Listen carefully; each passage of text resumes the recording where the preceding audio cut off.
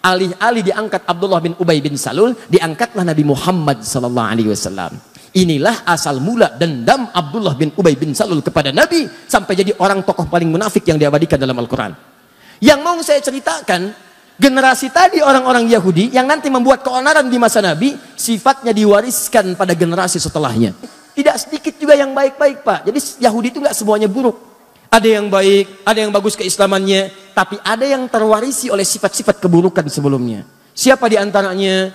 Abdullah bin Saba. Saya ulang ya, kalau lan harfun nafyin wastiqbalin, huruf yang menafikan sesuatu sampai kapanpun, istiqbal. Tapi kalau la harfun nafyin saja, tidak ada istiqbal. Kalau sekarang tidak, mungkin ke depan bisa. Jelas ya, masih ada peluang. Kata Allah, nih perhatikan baik-baik, ada kata namanya millah, millatahum. Millah itu sebetulnya bukan agama asalnya, awas, tapi sistem kehidupan, pola hidup.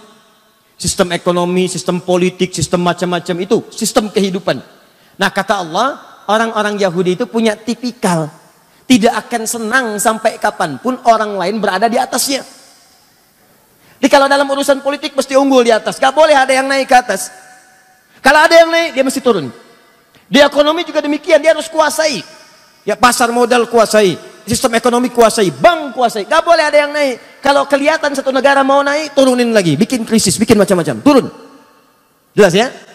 Nah, tapi kalau Nasara tidak pakai la artinya masih besar kemungkinan peluang kalaupun dalam urusan dunia bekerja sama dengan orang Nasara dibandingkan Yahudi. Walaupun ada kesamaan, sama-sama juga tidak suka kalau orang Islam yang naik ke atas. Jelas ya? Nah, simpan ayat ini, saya mau kembalikan kepada persoalan tadi. Maka di masa itulah kemudian tidak senang ada Aus dan Khazraj naik ke atas, maka apa yang terjadi? Pertama mereka bikin perjanjian. Perhatikan baik-baik nih. Ini nanti akan dibawa sampai ke Nusantara. Ayo perjanjian damai, Pangeran Diponegoro dipanggil, begitu datang ditangkap. Nih perhatikan nih, asalnya dari sini. Ini akar mulanya nih.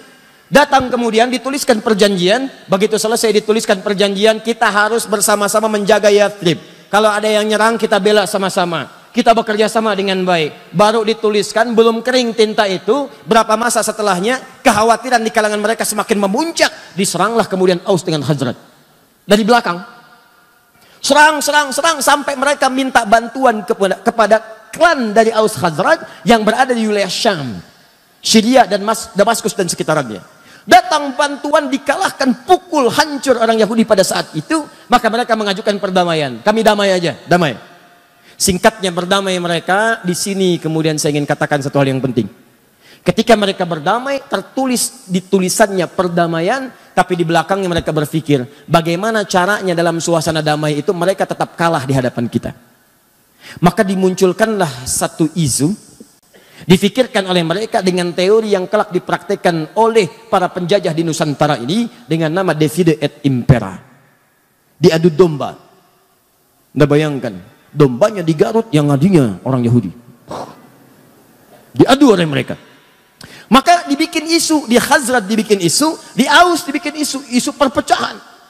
Saling serang akhirnya, dari situ tumpahlah permusuhan besar sampai bertahun-tahun, puluhan tahun terus antar generasi. Kalau ada satu luka di Aus, mesti luka di Khazraj. Kalaupun lukanya mungkin cuma kepleset di jalan Aus, di sana pun mesti luka juga. Di istilahnya kalau di sini ada yang kepleset, sana harus kepleset juga. Di sini ada yang meninggal, sana meninggal juga. Sampai kira-kira berlangsung cukup lama, mereka bosan, mereka sadar kita sedang dikerjai ini oleh sosok-sosok yang tak nampak. Maka mereka putuskan kita harus punya satu pemimpin yang dengan pemimpin itu bisa mendamaikan kita semua. Maka mereka lihat kriterianya hampir ditemukan pada seorang bernama Abdullah bin Ubay bin Salul. Begitu mereka lihat di kriterianya ada nih. Tapi takdir Allah menetapkan lain. Di tahun itu ketika mereka akan merekomendasikan Abdullah bin Ubay bin Salul, sekelompok dari mereka pergi ke Mekah untuk datang, sebagian berniaga, sebagian menunaikan haji. Bertemulah dengan sosok mulia Nabi Muhammad SAW. Berbaiat kepada Nabi, disampaikan infonya ke suku mereka. Begitu disampaikan, dikirim utusan yang kedua. Nanti ada baiat kepada Nabi, ada baiatul ridwan dan seterusnya. Maka mereka mengatakan, kami sudah merindukan engkau datang ke Madinah. Datanglah ke Madinah, maka kami akan angkat engkau sebagai seorang pemimpin. Singkatnya terjadi peristiwa hijrah dengan sahabat Abu Bakar, sampai kemudian ke Yathrib, datang ke Yathrib, belum jadi Madinah pada saat itu. Sampai datang itulah kemudian kotanya berubah, kemudian ditata oleh Nabi dari Yathrib, masih terbelakang, masih banyak yang kotor, tata di suasana yang rapi, bersih. Sesuatu yang tertata, rapi, bersih dalam daerah dikenal dengan nama Madinah. Muncul cahaya-cahaya kebaikan. Ya, semua perilakunya bagus, auratnya bagus. Sesuatu yang muncul dengan cahaya kebaikan disebut dengan Munawwarah. Maka berubahlah kota itu menjadi Al-Madinah Al-Munawwarah. Alih-alih diangkat Abdullah bin Ubay bin Salul, diangkatlah Nabi Muhammad sallallahu alaihi wasallam. Inilah asal mula dendam Abdullah bin Ubay bin Salul kepada Nabi sampai jadi orang tokoh paling munafik yang diabadikan dalam Al-Quran. Yang mau saya ceritakan, generasi tadi orang-orang Yahudi yang nanti membuat keonaran di masa Nabi, sifatnya diwariskan pada generasi setelahnya. Sifat adu dombanya yang Aus dengan Khazraj tadi diselesaikan oleh Nabi, selesai. Itu diwariskan lagi pada generasi setelahnya. Begitu Nabi SAW wafat, maka mereka menyebar.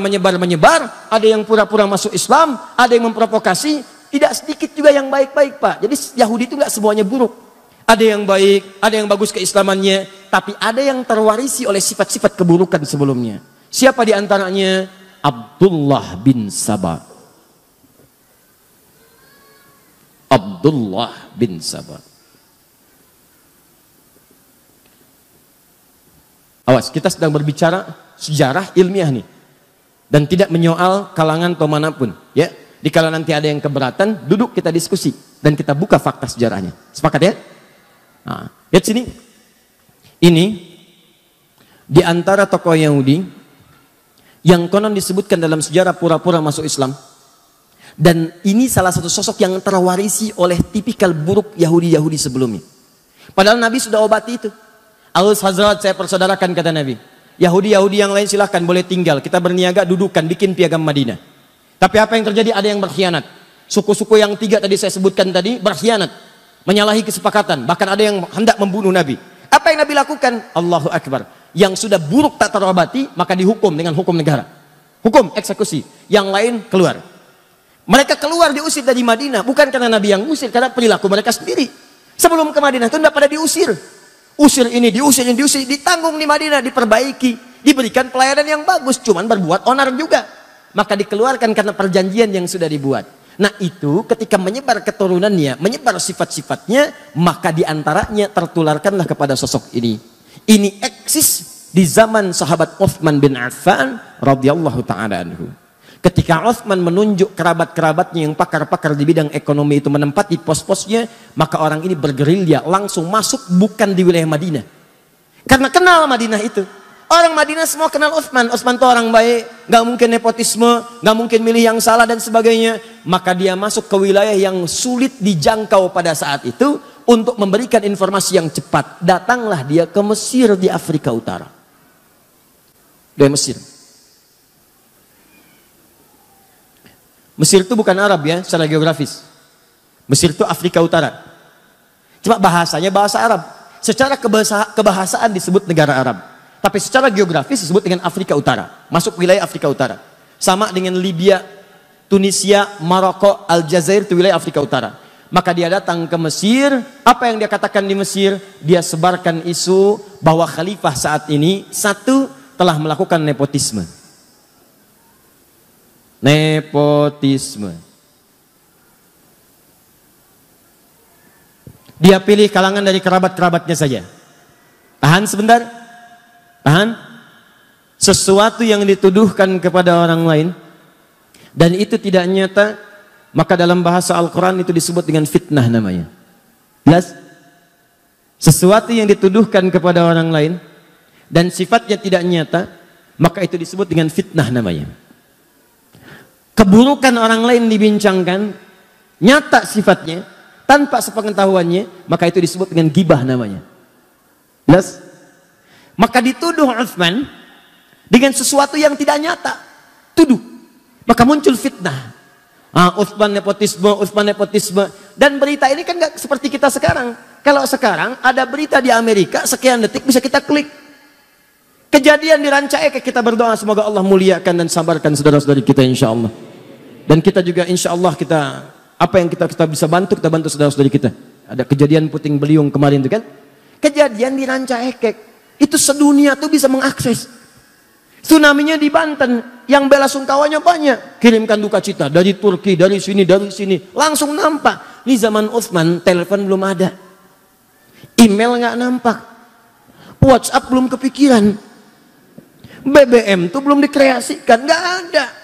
Jangankan zaman Utsman, ya 80 tahun ke belakang, 50 tahun ke belakang, 30 tahun ke belakang, 20 tahun ke belakang, orang haji aja kan belum menemukan pesawat seperti sekarang. Berangkatnya pakai kapal laut. Kalau ada kabar dari Mekah, nyampainya 6 bulan kemudian. Itu baru 20 tahun kemudian. Kalau orang berangkat haji pakai kapal, dilepas, nunggu-nunggu nggak datang-datang. Udah pada lupa, baru datang 6 bulan setelahnya. Nah, kebayang bagaimana zaman Utsman. Utsman tidak tahu apa yang terjadi di Mesir nih, jaraknya terlampau jauh. Ternyata sudah bergerilya. Gerilyaan itu ke orang-orang yang mudah kemudian diprovokasi. Ke kalangan bawah, disebarkan isu. Yang kedua, ini yang mau saya katakan, dan ini nanti nyampe ke kehidupan kita sekarang. Kata Abdullah bin Sabah itu, dia membentuk kelompok-kelompok pengikut-pengikut, dia katakan, sebetulnya yang paling layak untuk dapat kursi khalifah itu bukan Utsman, tapi Ali. Tahan. Sebetulnya yang paling layak itu bukan Utsman, tapi Ali. Coba lihat. Nabi Isa saja, Nabi Isa dikatakan naik ke langit, wafat, akan turun. Apalagi Nabi Muhammad. Nabi Muhammad kan yang paling mulia. Tentu sebelum Nabi Muhammad dibangkitkan sebagai orang pertama, akan mengutus nanti generasi-generasi penerusnya. Sebagai wakil dari ajaran-ajaran Nabi. Itu yang akan membimbing. Maka dihembuskanlah. Siapa coba menurut Anda yang paling dekat hubungannya dengan Nabi? Maka dilihat. Ini kan yang paling pertama masuk Islam dari kalangan pemuda yang paling baik. Ali. Ali itu termasuk keluarga juga. Bahkan anak dari pamannya, bahkan menantu Nabi juga, anaknya jenius, pemuda yang paling hebat. Teman-teman sekalian, itu orang daerah, orang kampung yang tidak tahu info.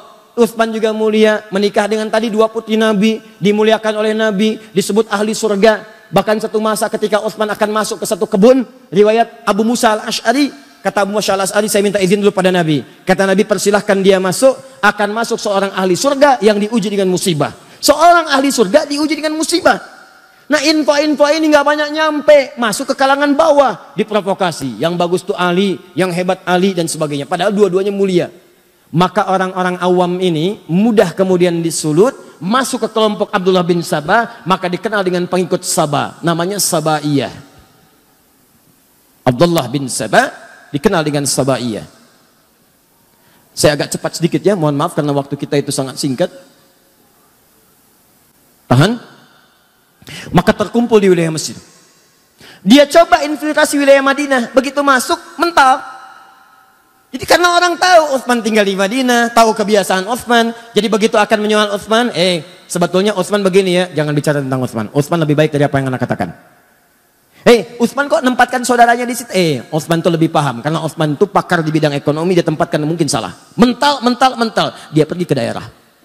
Setelah itu apa yang terjadi? Setelah diprovokasi masanya makin banyak, maka Abdullah bin Sabah kemudian masuk dan mengatakan pada pengikutnya di wilayah Mesir itu, datanglah kalian kemudian ke kota Madinah. Sampaikan protes kalian. Kepung tulisannya Utsman. Datangi Utsman di sana.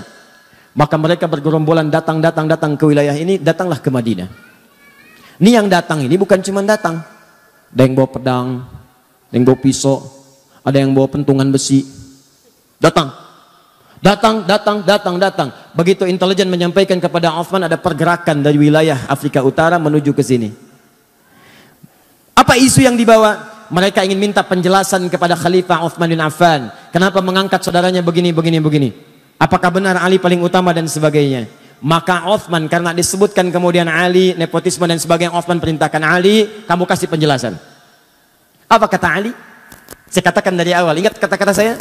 Bukankah di antara yang paling jenius di antaranya Ali bin Abi Thalib? Ali mengatakan kepada Utsman kurang lebih bahasanya, ya Khalifah, akan lebih baik kalau Anda langsung yang menemui rakyat menjelaskan.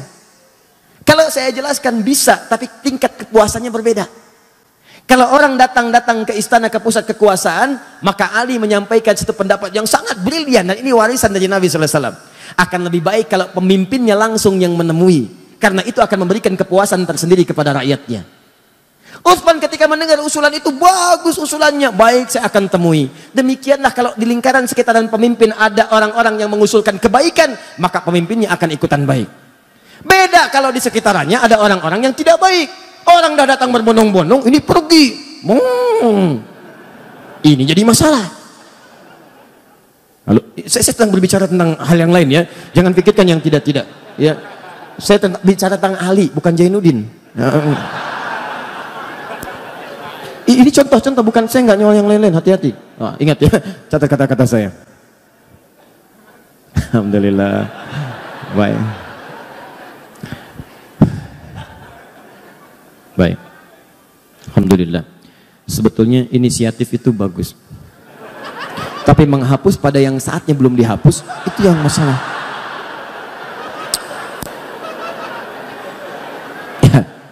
Itu sampai jangkrik aja nyari mana tulisannya katanya. Ini jangkrik Mekah nih, ada ke sini. Oh, lalat. Nih saya tulis lagi ya. Lihat nih. Quran surat kedua ayat 1. Kamu ada pindah dulu. Lihat sini. Dah ya. Pindah langsung pergi. Ayo hapus lagi. Alhamdulillah. Sudah? Maka Utsman menerima usulan Ali bin Abi Thalib. Kemudian disampaikanlah, diterima itu semua. Ayo datang, terima dengan lembut. Kalau bahasa kita, kenapa kemari? Kami gak puas, marah tuh masa. Utsman tenang aja. Tenang aja. Marah ini itu. Itu nggak ditahan tuh. Bawa pedang dibiarin, bawa pentungan dibiarin. Bahkan Utsman kasih pengumuman. Tidak boleh ada di antara semua keluarga saya, semua sahabat dan kerabat semuanya, yang kemudian menghunus pedangnya untuk melarang mereka, menghunus pedangnya untuk bisa mencegah mereka. Biarkan mereka dengan pedangnya datang. Dan Utsman hadapi dengan kelembutan. Kembalikan ke sarungnya, kata Utsman. Maka Ali tidak mengeluarkan, bahkan berkomentar, kalau saya ingin sekali jadi pembela Utsman pada saat itu, tapi kalau saya keluarkan, maka saya jadi orang pertama yang bermaksiat pada pemimpin saya. Maka semua taat kepada pemimpinnya, sarungkan, masukkan kembali, biarkan mereka datang. Maka semua menunggu. Dan Utsman meminta, semua kerabat-kerabat yang ada dekat saya, pulang kalian ke rumah. Pulang. Karena yang akan diminta pertanggungjawaban saya oleh Allah, maka saya akan hadapi. Semua diminta pulang. Supaya Utsman ingin menunjukkan bahwa persoalan kebijakan ditanya, saya jelaskan sendiri. Dan supaya tidak terkesan bahwa Utsman itu beraninya kalau cuma ada teman-teman di sampingnya. Maka diminta pulang, tinggal keluarga intinya saya di istana. Datanglah orang-orang itu dengan jumlah yang sangat banyak, bahkan di riwayat disebutkan melebihi jumlah sahabat yang memang pada saat itu sudah ada di lingkarannya. Datang mereka, apa kata Utsman? Setiap ditanya, jawab. Setiap ditanya, jawab. Teman-teman, yang paling menarik, terpuaskanlah orang-orang ini dengan jawaban Utsman sampai mereka memutuskan untuk kembali ke Mesir. Tapi apa yang Anda tidak ketahui adalah, begitu Utsman melakukan dialog dengan masyarakat tadi, Abdullah bin Sabah mengintai apa yang dijawab oleh Utsman. Begitu melihat tanda-tanda orang-orang ini puas dengan jawaban Utsman, maka dia pergi lagi ke kerabat Utsman bernama Marwan bin Hakam. Dia sampaikan, ada orang-orang yang berniat memang mencelakai Utsman. Tuh lihat, datangnya aja bawa pedang. Datangnya bawa besi. Datangnya bawa pisau. Maka tolong kamu buatkan memo, dituliskan di kopnya, kop pemerintahan, kop khusus untuk Utsman. Karena ini keluarga kerabat tidak tahu nih, dan belum sempat klarifikasi ke Utsman karena tempatnya berbeda. Datang cepat tuh. Marwan kerabat, orangnya baik juga. Maka apa yang terjadi? Dituliskan di situ. Perintahkan kepada gubernur Mesir, ketika mereka datang sampai sana, tolong hukum mereka karena mereka berniat untuk mencelakai khalifah. Apa yang terjadi? Orang-orang ini kembali kemudian ke Mesir dengan perasaan yang sudah puas dengan jawaban Utsman bin Affan. Tapi di perjalanan mereka dibisikin lagi oleh Abdullah bin Sabah. Tahukah kalian buruknya Utsman bin Affan? Utsman itu beda dengan Ali. Utsman itu kalau di depan bilangnya A, di belakang bisa B. Kalau nggak percaya, kalian dititipin surat kan? Masa sih? Masa lihat? Oh, ternyata ada satu kelihatan bawa surat. Begitu kelihatan, coba buka suratnya. Mungkin buruk untuk kalian. Begitu dibuka, terbukalah kemudian di situ perintah untuk mengeksekusi orang-orang ini karena mencoba untuk membunuh khalifah. Maka mereka marah. Dikira Utsman yang melakukan tipu daya. Maka datang mereka kembali mengepung langsung tanpa bicara, tanpa apa-apa. Utsman, kamu penipu. Utsman, kamu pembohong. Datang langsung merangsak, jumlahnya cukup banyak. Kembali ke istana. Begitu Utsman mendengar teriakan-teriakan itu, Utsman mengatakan, aku tidak pernah menulis itu. Kamu pembohong, kamu ini. Orang marah, Pak. Orang marah mah dikasih Indomie juga gak akan berhenti marahnya. Oh ini, itu. Bohong, kamu bohong, ini bohong, itu. Tadi saya katakan dari awal, Utsman punya kebiasaan apa kalau sedang gelisah? Baca Al-Quran. Maka masuklah beliau kemudian ke ruangannya, baca Al-Quran. Apa yang dibaca sampai juga dengan ke Ali Imran ayat 173 dibaca, itu indah sekali maknanya. Sampai terus dibaca. Ada yang menyebutkan riwayat bahwa beliau kemudian ketiduran saat sedang tiduran bermimpi bertemu dengan Nabi SAW, dengan Umar, dengan Abu Bakar As-Siddiq radhiyallahu taala anhuma. Kata Rasulullah disampaikan, Abu Bakar menyampaikan, Umar menyampaikan. Terakhir kata Abu Bakar dan Umar, wahai sahabat mulia, kamu jangan dulu buka ya, nanti kamu bukanya bersama kita dengan Rasulullah SAW. Dalam keadaan puasa, sedang baca Al-Quran, bermimpi bertemu bersama Nabi, Umar dengan Abu Bakar As-Siddiq radhiyallahu taala anhuma. Apa yang terjadi? Kata Abu Bakar dengan Umar, kamu jangan dulu buka, nanti bukanya bersama Rasulullah SAW. Maka terbangun dari situ, sedang baca Al-Quran, tiba-tiba tanpa diduga ada orang-orang yang masuk menerobos, datang lewat jendela, ada datang lewat atas dan sebagainya. Ya, ada riwayat menyebutkan Ali yang mendengar situasi ada kekacauan langsung mengutus anaknya Hasan Husain berangkat ke sana, lihat apa yang terjadi. Kalau situasi tidak bagus, tolong jaga Utsman. Apa yang terjadi? Begitu sudah sampai sana, didorong Hasan dengan Husain menjauh mereka. Saat ada keributan keluar itulah beberapa orang naik ke atas, ada yang naik ke atap, ada yang masuk lewat jendela. Maka mereka langsung mendobrak, langsung masuklah ke kamar Utsman bin Affan. Ada satu orang pertama dikisahkan diberikan julukan dengan Mautul Aswad. Ya, seburuk-buruknya orang yang selalu lekat dengan pembunuhan. Maka datang dia pertama mencekik Utsman. Begitu dicekik Utsman bin Affan, tanpa tanya, tanpa kalimat, langsung cekik. Begitu dicekik, pingsan Utsmannya, jatuh, dikira sudah meninggal. Begitu kemudian ada gerakan lagi, datang lagi satu orang. Satu orang ini langsung mengeluarkan pedangnya, dia melakukan tebasan kepada Utsman bin Affan. Ya, lalu Utsman mengatakan, inilah darah pertama yang menghadirkan pembunuhan. Maka saat itu datang lagi yang lain menghantam. Gak terima dengan perkataan Utsman. Datang yang satu lagi, apa yang dia lakukan? Allahu Akbar. Maka orang ini mengeluarkan besi tadi yang saya katakan, potongan besi, maka ditusukkan. Ada yang mengatakan tusuk dari depan sampai tembus belakang. Dan dari nyanggutnya. Sampai kemudian ada yang merasa bersalah, dia pergi. Ada satu lagi setelah dalam keadaan sekarat demikian, dihalangi oleh salah satu saudari pada saat itu. Kemudian dilewati juga, ada yang lompat langsung ke dadanya Utsman bin Affan. Dalam keadaan sekarat yang parah, tertembus kemudian besi itulah. Satu orang kemudian mengakhiri ya ajalnya Utsman bin Affan. Tiba ajalnya dengan izin Allah, tapi caranya persis seperti apa yang disampaikan oleh Nabi SAW. Seorang yang syahid ditimpa musibah, maka naiklah orang ini menghunjam dengan kakinya dadanya Utsman bin Affan. Diinjak langsung. Begitu diinjak, terhembuslah kemudian nafas yang terakhir dari sahabat Utsman bin Affan. Setelah mendengar Utsman itu meninggal dunia, kabur orang-orang ini, menyebar. Masanya makin ricuh, terjadi kericuhan di Madinah sampai dengan 4 hari. Maka para sahabat berkumpul, ini fitnah pertama. Fitnah pertama yang terjadi. Maka para sahabat berkumpul untuk mengatasi kekacauan ini, maka mereka bersepakat mesti ada pemimpin baru yang diangkat untuk mengatasi kekacauan. Karena kekacauan sudah menyebar. Khalifah tidak ada, pemerintahan tidak stabil, wilayah makin luas. Maka ini muncul pemberontakan di sini. Ini muncul pemberontakan. Maka untuk mengatasi itu diangkatlah kemudian dengan mufakat semuanya sahabat Ali bin Abi Thalib. Perhatikan apa yang dikerjakan oleh Abdullah bin Sabah. Begitu Ali diangkat, dia gerilya lagi. Ini yang kita nantikan. Ini yang paling hebat. Saat yang bersamaan, dia juga masuk ke wilayah-wilayah sahabat-sahabat dari keluarga Utsman bin Affan, Bani Umayyah. Di Bani Umayyah itu siapa saja? Banyak. Ada Muawiyah, ada Amr bin As, ada yang jadi gubernur di Damaskus di Syria. Masuk info pelan-pelan dari bawah. Kalau Ali sengaja tidak menolong Utsman supaya Utsman cepat meninggal dan digantikan oleh Ali bin Abi Thalib. Masuk fitnah lagi. Tuh lihat bagaimana hembusannya tidak berhenti sampai di situ. Begitu wafat diangkat Ali sibuk menyelesaikan pemberontakan. Padamkan ini, padamkan itu, padamkan ini. Sementara Abdullah bin Sabah melihat seperti itu, dia melihat, ini kalau begini terus, peluang saya habis dengan kelompok-kelompok saya. Maka dia masuklah kemudian lewat orang-orang terdekat dari kalangan sahabat, termasuk istri Nabi SAW, Sayyidah Aisyah. Dia masuk ke Talha radhiyallahu ta'ala anhu. Dia masuk ke Zubair, itu Zubair radhiyallahu ta'ala anhu. Masuk ke wilayah sahabat. terutama masuk ke wilayah sahabat yang dekat hubungannya dengan Utsman bin Affan, klan Utsman, sampai ke Bani Umayyah. Mereka katakan, perhatikan tuh, Ali itu memang benar-benar sibuk dengan kekuasaan sampai lupa menghukum kisos orang yang telah membunuh Utsman bin Affan. Sebetulnya masalah gampang, kalau ini dikisos selesai masalah. Tuh, lihat cara berpikirnya. Padahal pemberontakan itu sudah banyak pada saat itu. Maka ketika infiltrasi yang buruk ini masuk, disebarkan isu, maka menyebar kemudian. Jadi panaslah kalangan-kalangan itu. Datanglah perwakilan mereka kepada Ali bin Abi Thalib, mengatakan, Ali, ini sudah berlalu, kenapa belum dikisos mereka?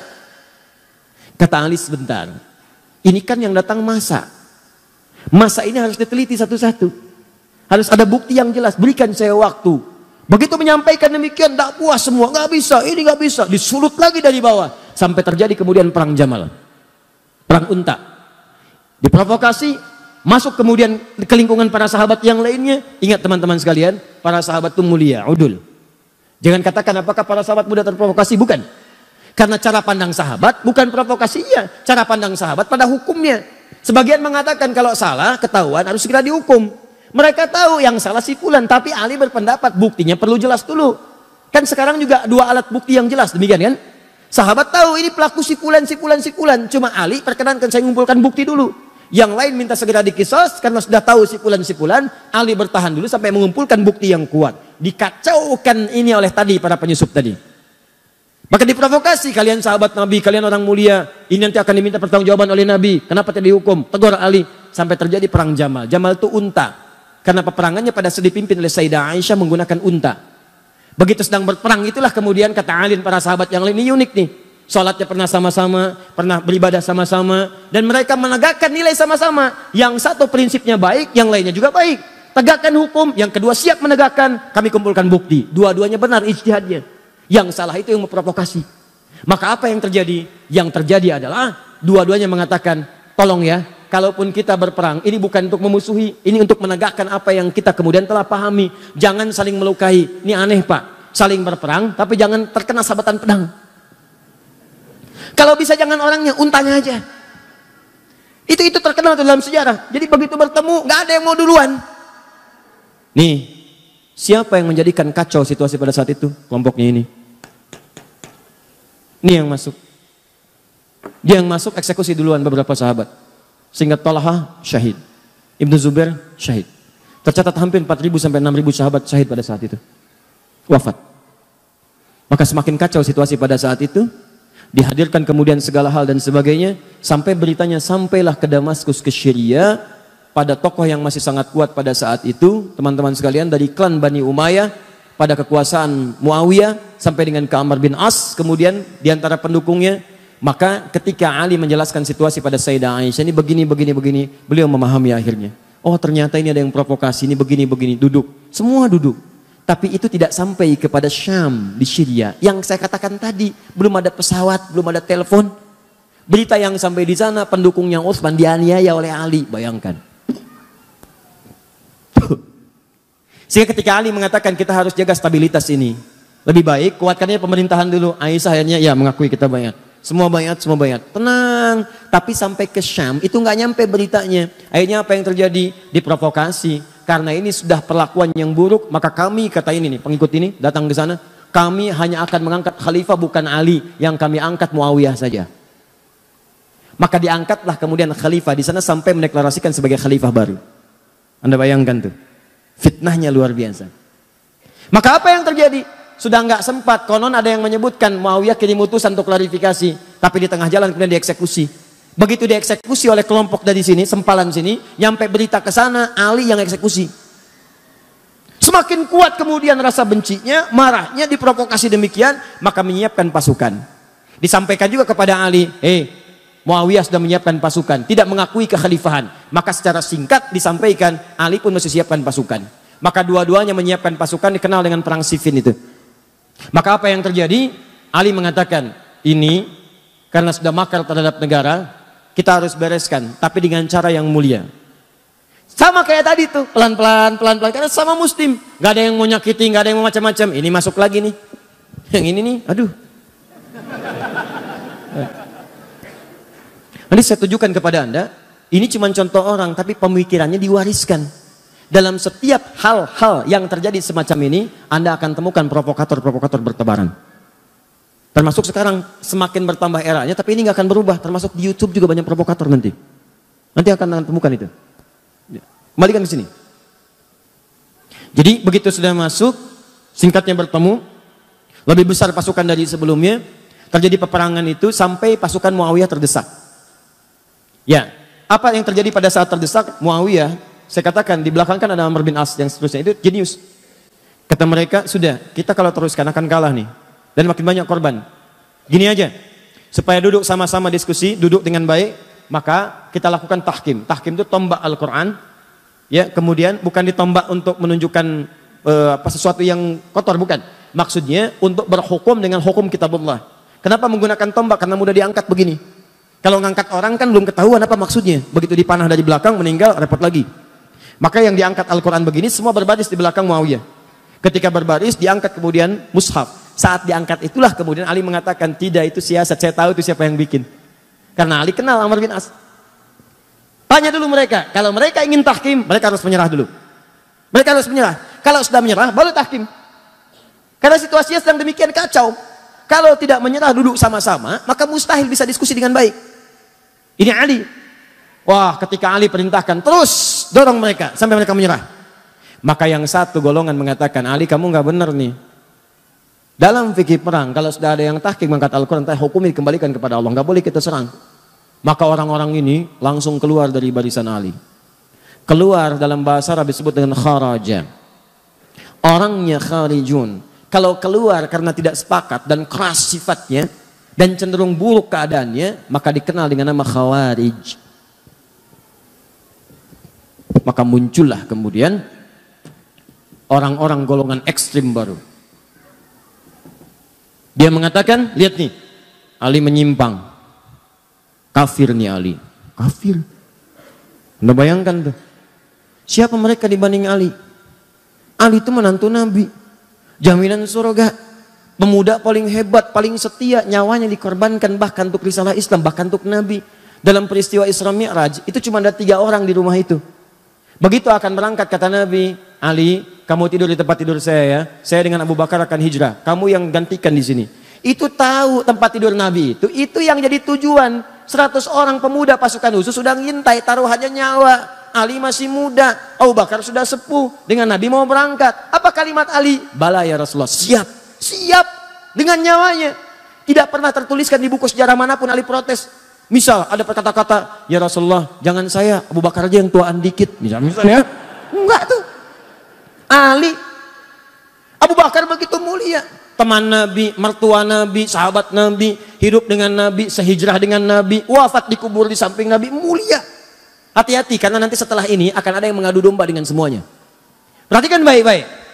Wah, Ali begini, Ali begitu, kafir. Ini orang luar biasa nih. Baru belajar 1-2 hari udah nyebut Ali kafir. Kafir, kita keluar dari Ali. Orang-orang ini, nih, ini lagi kesini nih asalnya.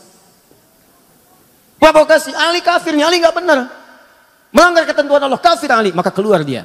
Mereka ini termasuk menyalahkan Muawiyah karena berontak kepada Ali. Termasuk menyalahkan Ali karena tidak menyelesaikan itu dengan tahkim. Maka mereka memandang Muawiyah itu kafir, Ali kafir. Kanan kiri kafir. Ini kafir, ini kafir.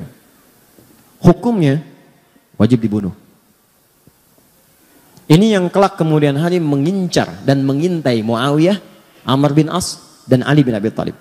Kubu sana, nih orangnya, Muawiyah, Amr bin As. Ini tokohnya nih, gara-gara dia nih berontak nih. Sini lagi, ini Ali nih, gak mau bertahan dengan hukum Allah. Bunuh, habisi semua. Maka mereka kembali disiapkanlah kemudian eksekutor. Dilihat di mana Muawiyah, di mana Amr bin As, di mana Ali. Maka disiap-siapkan pada satu subuh, direncanakan pembunuhan. Cuma takdir berkata lain. Ali datang ke masjid untuk menunaikan salat. Muawiyah konon diriwayatkan sedang sakit tidak bisa berangkat. Amr bin As bisa mengelak. Maka gagal pembunuhan kepada Muawiyah dan Amr bin As. Dan Ali kemudian wafat dalam tusukan-tusukan yang telah disiapkan oleh golongan-golongan ini. Kelak golongan ini bertransformasi, mewariskan pemikiran-pemikiran mereka, walaupun kelompok-kelompoknya itu tidak nampak ke permukaan. Sedikit tapi doktrinnya begitu jahat. Pokoknya kalau beda dengan mereka, kafir. Nih. Dan hukumnya bunuh, eksekusi, bom, apapun itu. Mau bom panci, bom kulkas, bom ini, bom itu, pokoknya harus mati. Terus sekarang tuh, Makanya hati-hati ya. Saya ingatkan hati-hati nih. Ini yang saya mau katakan. Kita masuk kepada intinya. Ini termasuk tantangan dakwah di masa kini. Kalau Anda ikut pengajian, ikut taklim, dikit-dikit orang lain kafir. Dikit-dikit orang lain kafir. Wajib hukumnya dibunuh. Orang tua sendiri kafir. Wajib hukumnya disembelih. Tolong mikir dulu. Pikirkan dulu. Itu orang tua melahirkan antum. Mohon maaf ya, mohon maaf. Quran aja mengatakan, ini Al-Quran loh. Quran surah 31 ayat ke-15. Sekalipun antum ada yang masuk Islam, orang tuanya belum muslim. Antum duluan muslim misal. Itu tidak boleh Anda menyakiti orang tua dalam urusan dunia. Dalam urusan akhirat silahkan beda-beda. Kalau diajak boleh nolak. Tapi dalam urusan dunia jangan sekali-kali Anda menyakitinya. Apa kata Allah? فَإِنْ جَاهَدَاكَ عَلَىٰ أَنْ تُشْرِكَ بِي مَا لَيْسَ لَكَ بِهِ عِلْمٌ فَلَا تُطِعْهُمَا. Kalau ada orang tua masih non-muslim mengajak kepada perbuatan syirik, ngajak kamu ibadah lagi seperti mereka, kamu tolaklah dengan cara yang lembut. Jangan ditaati. Lihat. وَصَاحِبْهُمَا فِي الدُّنْيَا مَعْرُوفًا. Tapi selama kamu hidup di dunia, maka perlakukan mereka dengan perlakuan yang indah. Kalau punya gaji lebih, berikan hadiah. Kalau punya makanan, bagi. Kalau punya rezeki melimpah, bagi. Dan saat itulah doakan kepada Allah supaya mereka mendapat hidayah. Tiba-tiba datang golongan ini mengatakan, kamu muslim ya? Muslim. Orang tua kamu kafir tuh, bunuh. Ini yang bahaya. Halal darahnya, tumpahkan darahnya.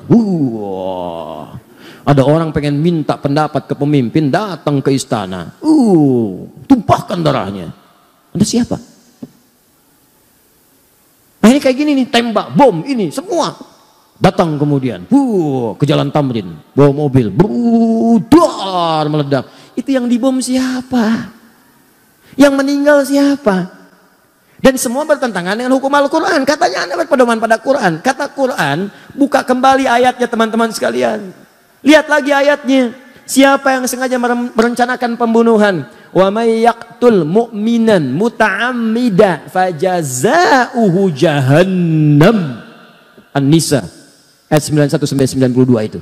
Siapa yang merencanakan pembunuhan pada satu orang sengaja apalagi dia beriman, maka balasannya neraka jahanam. Khalidan fiha, kekal di dalamnya, nggak pernah keluar. Anda mau haji, mau umrah, haji setahun sekali, umrah baca Quran sampai khatam, sampai hafal, sampai jadi hafid, tapi sengaja merencanakan pembunuhan terhadap satu orang saja beriman, kata Allah nggak peduli, neraka jahanam, kekal di dalamnya. Wa ghadiballahu alaihi, dan Allah murka kepadanya kalau nggak taubat, murka. Anda tidak disukai di Soreang, pindah Ranca Ekek. Nggak disukai Ranca Ekek, pindah Kota Bandung. Kota Bandung nggak suka, pindah lagi Bekasi. Banyak harapan di Bekasi, harapan indah, ujung harapan sampai ke Duta Harapan dan seterusnya.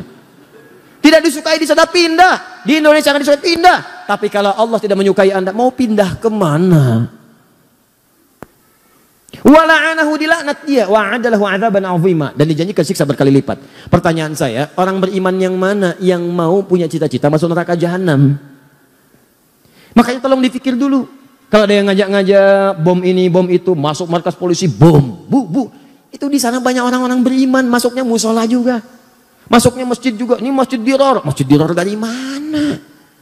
Apa kriterianya? Lihat dulu. Bahaya orang kayak gitu. Itu waktu kejadian bom Jalan Tamrin itu. Saya di Lampung langsung ditanya, Ustadz, apakah bom di Jalan Tamrin termasuk jihad fisabilillah? Saya bilang, Pak, sependek pengetahuan saya, jihad fisabilillah itu jihad di jalan Allah, bukan di Jalan Tamrin. Kaidahnya lain, Pak. Paham ya? Kemudian ketika mereka keluar dari barisan Ali itu disebut dengan Khawarij dan melahirkan paham tadi. Jadi hati-hatinya kalau pengajian itu ada yang begitu. Ya, ini hati-hati nih, tembak, bom, bunuh ini tanpa alasan, maka itu yang bahaya. Dan itu sekarang diciptakan. Tahu orang-orang tahu. Karena yang buat dulu ini nih sama juga dibikin lagi kelompok-kelompok. Diciptakan di bawah. Ini doktrinnya dibawa lagi. Yang bikin siapa? Yang paling bahaya bukan umat Islam. Dibawa oleh orang-orang punya kepentingan untuk mencitrakan Islam itu buruk. Diciptakan golongan semacam ini, dikirim kemudian, kirim ke Syria, kirim ke ini, kirim ke itu. Muncullah kemudian orang-orang ekstrim. Tembak, bom, ini hancurkan. Makam dihancurkan, ini dihancurkan. Di mana ada ajaran Nabi menghancurkan makam? Itu paling bahaya. Hati-hati kalau ada ajakan-ajakan tuh di media sosial. Datang ke Syria, datang ke ini, datang ke itu. Tapi yang Anda lihat itu seperti ini nih. Ciri-cirinya begini. Hidup Anda itu sudah tidak berarti. Oh, tidak berarti, enak aja. Ya. Kalau tanpa ridha Allah Subhanahu, benar sampai situ. Tapi kata Ali, kalimatul haq urida bihal batil. Kata-katanya benar, cuman maknanya digeserkan kepada yang buruk. Di brainwash. Seakan-akan ini yang harus dilakukan. Jelas? Hati-hati dengan ini ya. Kalau saya akan tegas pada sesuatu yang bisa beresiko tinggi dalam kehidupan akhirat. Paham ya? Ya. Nih, yang lain membela Ali. Kamu yang salah, kamu yang salah, kamu yang salah. Kalian keluar, kalian tidak setia, kalian nggak benar. Kami akan bela pemimpin kami. Pembelaan yang kuat dari satu kelompok, kuat sekali. Itu dalam bahasa Arabnya setia, setia betul membela. Dalam bahasa Arab disebut dengan syiah. Pembelaan yang sangat kuat. Tasyayyu', membela dengan kuat pada satu hal yang dibela dengan segenap jiwa dan raganya. Ini disebut dengan syiah. Jadi asalnya syiah itu bukan aliran pemikiran, bukan aliran dalam akidah, bukan aliran dalam ibadah, asalnya faksi politik. Nah, cuma nanti aliran ini disusupi lagi sama ini. Ih, jangan dihapus. Bahaya ini. Karena antum hapus pun gak akan berpengaruh kepada perilakunya. Ingat itu. Datang lagi, nyusupin lagi. Apa yang dikatakan oleh orang ini? Kalian bagus. Tuh, bagus sekarang. Tadi sekarang pengkhianat, sini pengkhianat, sini bagus. Memang Ali itu sebenarnya titisan Nabi. Titisan. Dan memang wajar. Setiap pemimpin itu harus mewariskan generasi setelahnya. Setelahnya ada lagi, setelahnya ada lagi. Mesti ada imam, sholat aja ada imam. Coba, kalau sholat nggak ada imam. Jamaahnya kan nggak sah. Mesti ada imam. Maka memang yang paling bagus itu sebetulnya keturunan Ali. Setelah Ali ada Hasan, angkat aja Hasan. Setelah Ali ada Hasan, ada Husain. Setelah itu ada ini, ada itu, ada itu. Terus kamu urutkan. Bukankah kamu ingat Nabi Isa kan ada 12 penolong. Namanya kaum Hawariyin. Ali juga akan punya 12 keturunan. Imam-imam hebat. Itu yang akan mendokong dan meneruskan kepemimpinan Nabi setelah itu. Maka dikenallah dengan 12 imam. Nah, setelah itu muncul, masuk. Sampai dikultuskan. Seakan-akan Ali itu naik bahkan di atas Nabi. Bahkan ada salah satunya nanti pecah sektenya. Bahkan ada klaim mengatakan sebetulnya malaikat Jibril itu salah ngirim wahyu, harusnya ke Ali. Nah, ini nih. Di mana cara berpikirnya? Sampai mengkultuskan tingkat sampai ke situ. Akhirnya termakanlah kemudian sebagian ini. Terutama setelah Ali memindahkan wilayah kekuasaannya ke Kufah. Ke Kufah, itu kan Kufah wilayah Persia, Irak. Disusupin lagi, gampang disusupin tuh. Padahal orang-orang itu mengatakan setia, siap ini, datang lagi ini, masuk lagi, gini, sampai kultuskan Ali. Sampai terjadi mereka sendiri yang mengkhianati Ali. Mereka sendiri yang kutus orang untuk bunuh Ali. Mereka sendiri nanti yang akan melakukan hal yang sama kepada Al-Husain. Itu wafat di Karbala dan sebagainya. Apa yang terjadi? Begitu paham-paham ini disusupkan ke sini, saya agak cepat saja ya. Susupkan ke sini, ini bertransformasi dari aliran politik, faksi politik dalam hal pemerintahan, maka ketika disusupi nilai-nilai kemudian dengan nilai akidah, dengan nilai ibadah, dengan nilai akhlak. Akhlaknya digariskan pada kesetiaan kepada ini. Ali termasuk Ali bait, Ali termasuk ini, termasuk itu dan sebagainya. Kita sepakat Ali mulia. Ali mulia. Kata sahabat Nabi, menantu Nabi, keluar kita muliakan. Dan kita pun sepakat Abu Bakar mulia. Umar mulia, Utsman mulia. Jelas ya? Fair kan? Objektif kan? Objektif. Kita tidak ingin bermusuhan, kita gali sejarahnya, kita lihat. Kalau Abu Bakar tidak mulia, bagaimana mungkin jadi pendamping Nabi? Kalau Umar tidak mulia, bagaimana mungkin dipilih oleh Nabi sebagai orang yang pemberani? Membela Nabi. Kalau Utsman tidak mulia, bagaimana disebut dengan ahli surga? Tiba-tiba orang ini datang mengatakan, Abu Bakar, Umar dengan Utsman merampas hak Khalifah Ali. Dirampas oleh mereka. Hafsah itu begini, Aisyah sampai tuduhan yang sangat buruk kepada Aisyah. Buruk sekali. Disebut perempuan yang saya nggak bisa ungkapkan lah. Nggak nyaman gitu.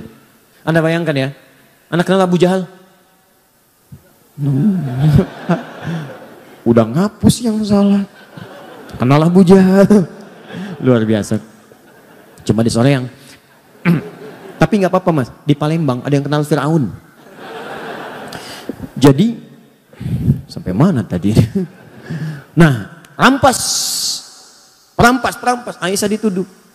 Anda bayangkan Abu Jahal aja, itu kan musuh Nabi paling buruk, pengen bunuh Nabi. Tapi jangan lupa dia punya anak namanya Ikrimah, seorang pemuda ahli berkuda, pembela Nabi. Apa yang terjadi? Pertama, jangan suka menjudge orang lain. Boleh jadi keturunannya tidak seperti atasnya atau sebaliknya. Yang kedua, ketika Ikrimah sedang berada di lingkungan sahabat, Nabi melarang mengungkit tentang ayahnya.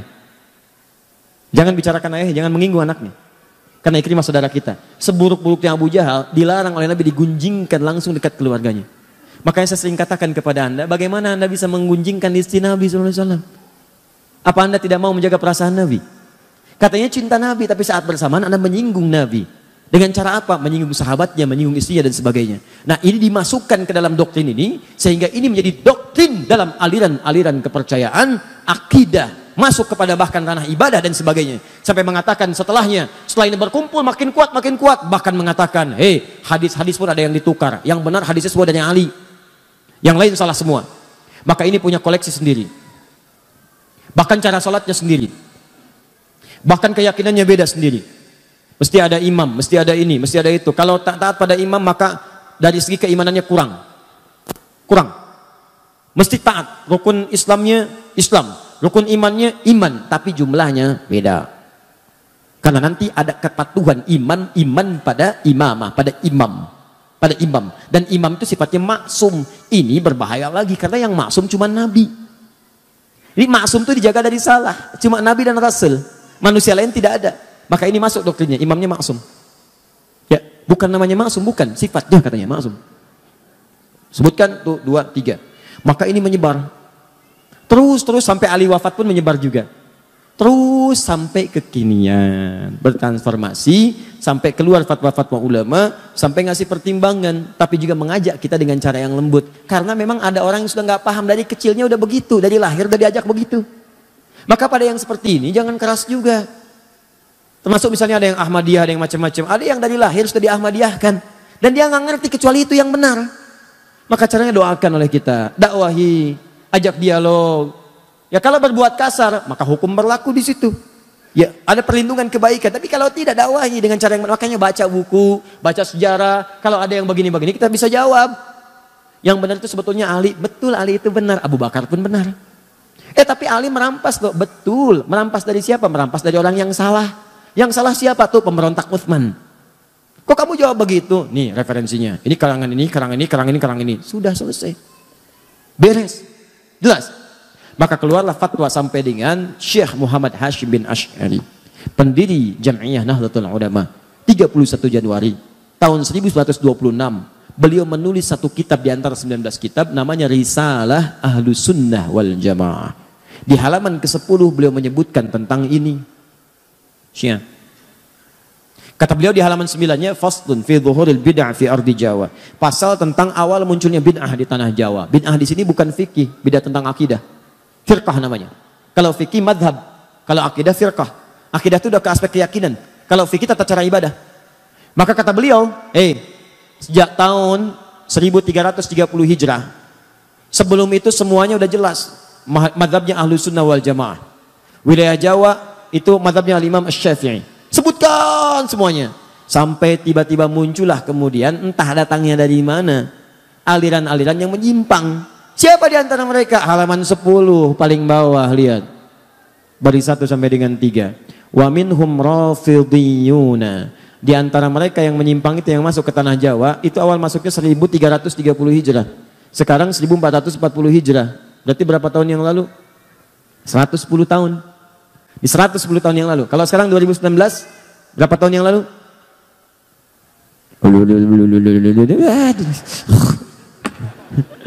Ya pokoknya 110 tahun yang lalu, ya. Baik, datang ke tanah Jawa.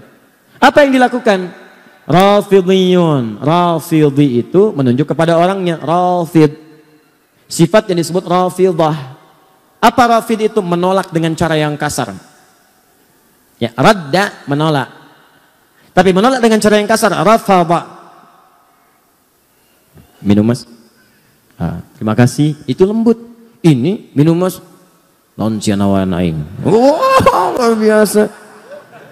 Siawani ka aing, siawani aing sieun. Pokoknya. Itu rafadha namanya. Itu mas. Begitu ditolak, orangnya namanya Rafid. Jamaknya Rafidhiyun. Kenapa disebut dengan Rafidhiyun? Karena mereka menolak keabsahan Khalifah Abu Bakar, Umar dengan Utsman. Tolak oleh mereka, nggak benar. Karena mereka menolak semua riwayat yang datang dari klan-klan ini. Hadisnya salah, ininya salah, keyakinannya salah. Mereka punya klan sendiri. Maka kata Syekh Hashim, lihat, yasubbuna sayyidana Abu Bakrin radhiyallahu ta'ala anhu wa Umar bin Khattab radhiyallahu ta'ala anhu. Mereka kerjaannya seringkali mencela Abu Bakar dan Umar khususnya. Cela habis. Cela, semua yang salah. Anaknya Abu Bakar cela. Pokoknya perlakuannya buruk gini. Hafsah anaknya Umar cela juga. Nggak layak jadi istri Nabi. Bahkan disebut Nabi itu dijebak. Bagaimana Nabi bisa terjebak? Perempuan tidak baik. Bagaimana Nabi bisa menikah dengan perempuan yang tidak baik? Ini kan akal kita aja menolaknya. Coba Anda bayangkan. Tolong ya, pakai sedikit lah kecerdasan kita. Kita itu manusia, 90% akal kita itu, otak kita 90% cerdas. 5%-nya jenius. Lambat 5%, lambat itu bisa pindah naik. Tolong dari 90% pakai 1% aja. Masa iya Nabi ditipu sampai menikah dengan perempuan yang tidak baik? Bagaimana Allah bisa mengizinkan itu? Nabi kan maksum. Coba kita sadari dengan baik itu. Maka apa yang terjadi setelah itu? Dimunculkan ini semua. Kata Syekh Hashim, hati-hati dengan aliran ini. Wa yubaliguna hawa Sayyidina Ali bin Abi Thalib radhiyallahu ta'ala anhu. Dan mereka terlampau mengkultuskan Ali bin Abi Thalib. Kata beliau, kita menghormati Ali. Beliau keluarga Nabi. Kita menyayanginya. Kita bersalat kepada Nabi dan keluarganya. Kita juga menyayangi Abu Bakar. Disebutkan hadis-hadisnya. Menyayangi Umar disebutkan hadisnya. Hadis tentang berprasangka baik pada sahabat. Hadis berbuat baik pada sahabat. Bahkan beliau menukil hadis halaman 11 di pertengahan. Apa yang beliau katakan? Lihat, kata Nabi. Mengutip kata-kata Nabi. Kalau Rasulullah SAW akan bersabda, apa yang beliau sampaikan? Akan datang pada satu masa bagi kalian. Akan datang di satu masa bagi kalian sekelompok orang yang mereka senang mencela sahabat-sahabat saya. Hadis selesai. Jika Anda menemui mereka, lihat ini. Fala tusalli bihim wala tusalli ma'ahum. Jangan sholat dengan mereka, jangan disolatkan oleh mereka. Maksudnya mereka jadi imam, kalian makmum. Jangan berjamaah dengan mereka. Fala tunaqiuhum, jangan besanan dengan mereka. Tuh, awas tuh, keras sekali kalimatnya, keras. Bahkan nanti ada nada-nada ancaman. Itu hadis Nabi disebutkan. Maksud beliau menampilkan ini ada perbuatan yang salah. Beliau bukan memaksudkan mencela orangnya. Nabi bukan memaksudkan memburuk-burukan orangnya, bukan. Maksudnya waspada, ini aliran sangat bahaya. Bisa memecah belah, bisa ribut nantinya. Maka cara kita adalah balas dengan cara-cara terbaik dengan menerangkan. Ini loh maksudnya awalnya begini. Paham ya?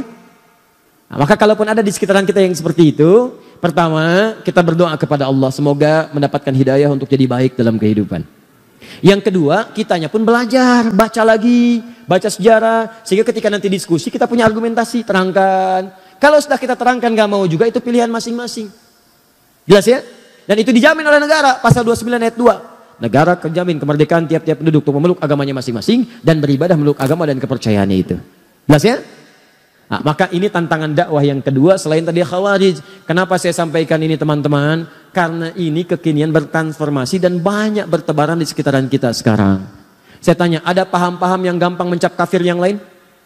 Ada, bahkan sekarang lebih dahsyat. Kalau dulu mikir-mikir dulu, bunuh, itu mikir dulu. Sekarang begitu mudahnya. Tebar bom, tebar ini, tembak, eksekusi dan sebagainya. Dan yang paling berbahaya, gerakannya masif lewat media sosial sekarang. Tahukah Anda? Saya beberapa pekan ke belakang ini sedang menyelesaikan kasus-kasus ini, masuknya ke pesantren. Anak-anak pesantren. Bahkan sempat saya duduk satu ruangan, kumpul anak pesantren. Pertanyaannya udah ada list mereka, hampir semua sama begitu. Ya, ini disebutkan, ini zalim, ini zalim, ini zalim. Berlaku hukum mati, berlaku, ya Allah. Saya lihat pelan-pelan, dari mana tahu ya? Dari Quran sini, Quran surat berapa? Ayat berapa? Nah, ayat sebelum itu apa? Ayat setelah itu apa? Riwayat dari siapa? Saya tuliskan. Kamu ini hafal Quran juga tidak, bacakan nggak mampu, bisa menyimpulkan hukum, tahu dari mana? Saya terangkan nih, Qurannya nih, ini ayatnya begini, buka mushafnya, lihat mushafnya, halaman sekian, paling kanan sebelah bawah, lihat sini nih, sebelumnya ini, kaitannya dengan ayat yang ini, kaitan sebelumnya ayat yang ini, untuk menafsirkan ada namanya siyak, ada lihak, ada sibak. Ustaz apa itu lihak? Lihak itu bukan saudara kamu, lihak itu ini nih, siyak itu ini, terangkan. Setelah itu baru, oh bukan oh, salah itu. Perbaiki begini. Wah, pelan-pelan berubah. Paham ya? Baik. Sama juga teman-teman sekalian dengan yang kedua ini juga waspada. Ini tidak disukai. Dan yang paling bahaya dari semua itu adalah Awal mulanya muncul dari provokasi. Provokator itu termasuk kalangan orang-orang munafik, itu yang langsung diisyaratkan oleh Al-Quran. Yang paling dahsyat tidak disebutkan nama-namanya. Dalam kaidah tafsir disebutkan, kalau ada informasi tidak disebutkan nama, tokoh, tempat, dan kejadiannya, ini menunjukkan kejadian itu akan berlangsung kembali di masa depan dengan tokoh-tokoh yang berbeda. Tantangan dakwah sekarang bukan muncul pada kelompok-kelompok ini semata, nama-nama dan sebagainya. Karena kita sudah paham dari sejarah. Yang paling bahaya itu adalah provokasinya menyebar ke lingkungan dakwah. Dulu Ali disampaikan provokasi, diadu dengan Utsman, diadu dengan Sayyidah Aisyah, diadu dengan Tolha. Mereka ulama, paham fikih. Sekarang ulama juga diadu, ustadz diadu, masuk ke YouTube, Ustadz Adi diadu dengan ustadz lain, potong videonya, hajar 1, 2, 3, dimunculin tuh. Itu juga sama, provokator. Itu keturunannya ini nih yang tadi yang nggak dihapus nih. Sama. Akhirnya muncul tahdzir episode 1, episode 2. Sering katakan, nggak ada kerjaan. Kalau Anda mau cari kesalahan orang akan selalu ditemukan. Karena saya manusia, antum mau cari sampai kapanpun akan ketemu. Antum yang buang-buang energi. Saya emang nggak dirugikan. Saya mah apa tuh? Ya. Coba cek, antum buruk-burukan saya. Pahala antum pindah ke saya, dosa saya diambil antum, apa ruginya saya? Karena itu saya sering katakan gak ada kerjaan. Dan saya gak pernah marah, silakan saya gak akan marah. Saya malah mendoakan antum supaya tobat. Dan kalau saya gak marah, antum juga jangan ikutan marah. Kan aneh ustadz yang gak marah, jamaahnya marah. Jelas ya? Maka ini teman-teman sekalian, kejadian seperti ini mudah diadu-adu. Kenapa gak saling duduk? Yang paling bahaya tadi tuh, sifat-sifat Abdullah bin Sabah tadi. Masuk ke sini, anggap kamu yang paling benar. Masuk ke sini, anggap kamu yang paling benar. Sekarang kenyataan, ikut pengajian, masuk, ini yang paling benar, yang lain salah semua. Ada nggak sekarang? Ada. Masuk ke sini, jangan ngaji dengan yang itu. Masuk ke sini, jangan begini. Itu salah semua, itu bid'ah. Mau kaji kemana? Ustadz Adi. Oh, Ustadz bid'ah ya? Bukan Ustadz Adi. Tuh. Nah, ini kan jadi persoalan. Itu kalau ada yang demikian-demikian, itu artinya mengakomodir kepentingan-kepentingan buruk di masa lalu. Yang paling aneh adalah Anda menjelek-jelekan Syiah, Anda menyalahkan Syiah dan benar salahnya. Tapi saat bersamaan Anda juga menerima provokasi di masa lalu. Itu kan aneh. Kenapa tidak saling duduk sama-sama duduk? Apa masalahnya? Kunut itu bid'ah. Baik, pendapat Anda kunut itu bid'ah. Yang ini kunut itu boleh. Yuk kita temukan apa dalilnya yang bid'ah. Ini. Baik, yang ini juga punya dalil. Ini dalilnya kuat, ini juga kuat. Yuk kita buka kaidah fikihnya. Kalau sama-sama ada dalil, ini sama, telusuri. Kenapa yang ini tidak kunut, asal mulanya apa? Oh, ini penyebabnya. Kenapa yang ini kunut? Oh, ini penyebabnya. Ternyata dua-duanya punya pandangan dalil-dalil yang sama, cuma cara menyikapinya berbeda. Maka ini yang disebut dengan tanawu namanya. Silahkan kerjakan. Yang ini benar, yang salah yang tidak salat subuh. Yang repot kan begini, bid'ah, pokoknya yang kunut semua bid'ah. Gak bisa. Bid'ah itu dolalah, oh itu neraka. Benar. Apa Anda mau mengatakan Ibnu Umar ke neraka? Apa Anda mau mengatakan Al-Hasan ke neraka? Apa Anda mau mengatakan Imam Syafi'i ke neraka? Anda siapa, Ferguson? Enak aja. Nah, lihat dulu. Ini kan agak aneh. Akhirnya apa yang terjadi? Masjidnya kosong. Kok bisa komplek di sini gara-gara paham tidak kunut, masjidnya kunut, keluar dari komplek semua subuhan, pindah ke tempat lain. Siapa yang memakmurkan di sini? Kalau ada yang kotor di lantai, jangan ditinggalkan rumahnya, sapu kotorannya. Gitu. Dan saling berkenalan, diskusi kan enak. Antum kan tidak akan dihisab dengan kesalahan orang lain. Tapi kalau antum tidak pernah mau duduk, diskusi, ngobrol, bicara, kan pilihan kan masing-masing.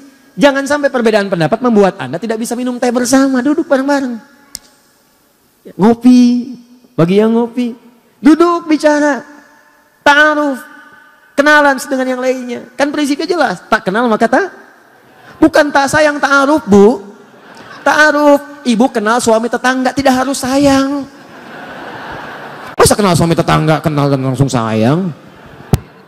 Tak kenal maka ta'aruf. Bisa aja. Udah. Jelas ya? Nah, saya tanya, fitnah ini dahsyat tidak? Dahsyat. Pengaruhnya terasa sampai sekarang? Sesuatu yang dahsyat terasa besar, sampai juga tantangannya terus sampai kemana-mana akhirnya. Kemana-mana. Itu dalam bahasa Arab disebut dengan kubra namanya. Kubra. Maka muncul istilah fitnah kubra. Fitnah itu akhirnya menyebar kemana-mana lewat persoalan yang berbeda-beda. Akhirnya dengan tujuan yang sama mengarahkan keburukan pada kehidupan berkeprimanusiaan. Akhirnya saya menyarankan kepada semuanya hati-hati dengan indikasi-indikasi keburukan. Tapi kalau tidak sepakat, duduk dialogkan.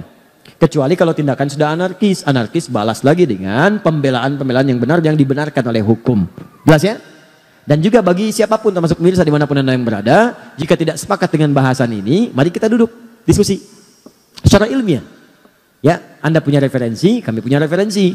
Kalau referensi kami salah, jangan pernah merasa ingin membela kesalahan. Akui, oh ini keliru, yang benar ini.